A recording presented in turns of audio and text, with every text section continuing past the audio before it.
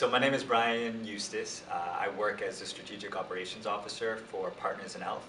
So I work on the operational components of clinical and non-clinical programs. I'm also the founder and executive director of BME Strategies. BME Strategies is a consulting company that works in emergency preparedness and response. We help local and state governments plan, exercise, train for emergencies. And I think there's broad strategies that organizations can adapt and use to manage an effective response for an emergency or a disaster. The realities of working internationally in such complex environments means that there's just so much specificity that needs to occur in your planning to make it sort of speak to the realities on the ground and the environments in which you work.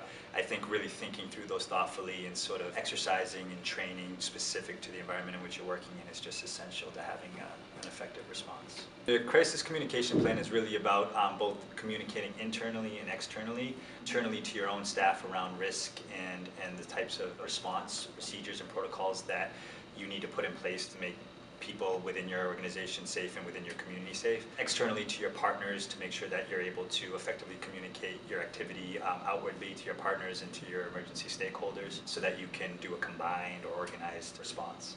One of the topics I discussed is sort of the backbone of many plans are around their incident command system or their way of managing the response, how they organize as a company around the response in which they're engaged in. There's many different types of management practices for responding to an emergency.